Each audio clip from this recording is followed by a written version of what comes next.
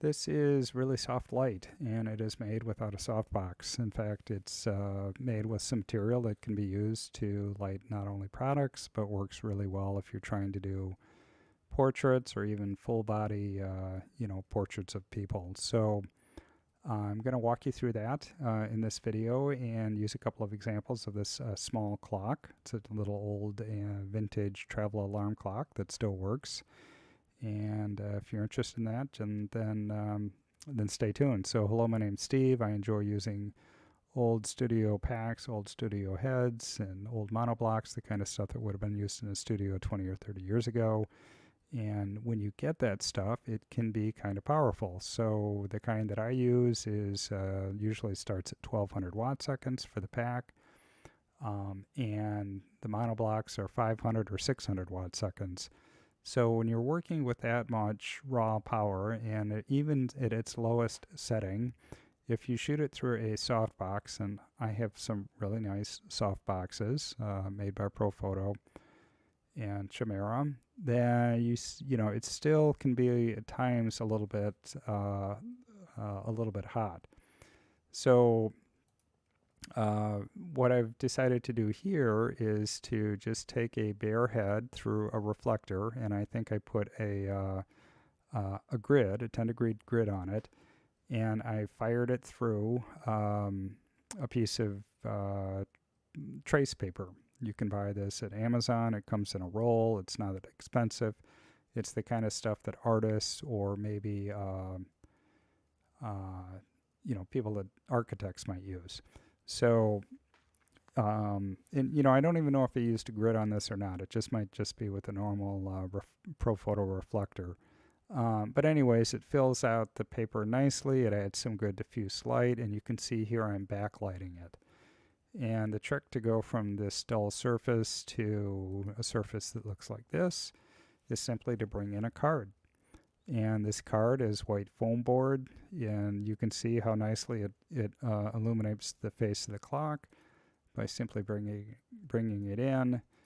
And there's a little bit of editing, but not a lot to kind of get to this final solution here. So another way to look at this is, in this case, I'm using a different background, the same subject, and I'm running it through a 10-degree grid. So I have my acute head back there. It's sitting on an arm, and there's a baby pin holding the lamp, and I think I have this thing on a light stand. And by doing this, I can really kind of focus the hot spot of the light wherever I want it to be within this frame. And I'm going to tell you a little bit about the frame later, but the frame is homemade, and it's something like 3 feet by 4 feet. And the material that it's shooting through takes about 2 stops of light, and it's called Savage. It's made by a company called Savage. They make seamless paper, and it's called Translum. And at B&H or Adorama, or maybe even on Amazon, you can find it. This is the heaviest grade they make to take out 2 stops. You can get it, maybe they would take out a stop, maybe it takes out a half a stop. Because I use powerful lights, I went with 2 stops. And if you don't want to buy a roll of Translum, and this kind of runs maybe $70 or $80 to get a pretty long roll of it, you can go with fabric. And I made another video on that. And it's the same kind of fabric that would go on the front of a softbox. So I'll link that video in the description of this video here if you're interested in that. I started down the Translum route before kind of investigating the fabric. I think if I were to do it over, I would probably go fabric first because it's easier and lighter, easier to store. So same idea here. I've got this light blaring through the diffusion. It's hitting a bounce card and illuminating my subject. But if you add 2 layers of diffusion, then you can really see how the hot spot, in the final layer kind of melds away. And that's makes really, really, really soft light. And the final result was this image here. And again, do you need that? I certainly didn't get that fancy to make this image here.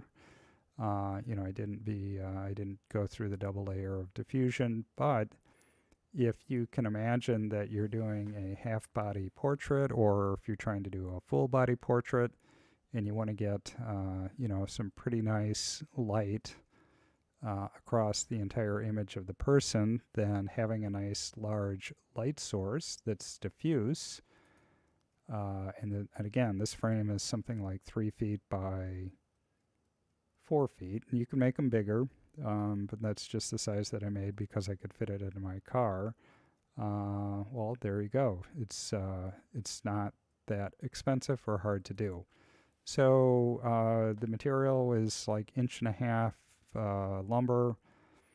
I think it comes in lengths of 8 feet. I probably bought 2 of them. This is a while ago, and then I got it at Home Depot, and I looked for these brackets and some screws, and made sure the screws were thick enough to go through the 1.5 inch wood. I put a bracket on the front, I put a bracket on the back, drilled some holes, and then I kind of sandwiched everything together. So carpentry at its most minimal level. I'm not a carpenter by any stretch. If I had some neighbors, which right now I don't, that were a little bit more skilled at some of this stuff, I would have asked one of them to take a few minutes to put it together for me. So if you use fabric, you can do the same thing and build a frame, and you can actually put Velcro on the fabric and Velcro on the frame. So you can swap it in and out if you want for the different layers and different intensities. So I hope that helps. I hope this gives you some other ideas with regards to how to use an older strobe. I get a lot of inspiration from this by watching videos that are made by people that do grip work, and they're called grips and gaffers for motion. So they do high-end videos or even feature films, and they have large sets to light. They have a lot of people that they need to cover on a set, and what they'll use, certainly they use soft boxes when they can through LEDs. But a lot of times what they're doing is they're shooting through diffusion material, and they're also bouncing light.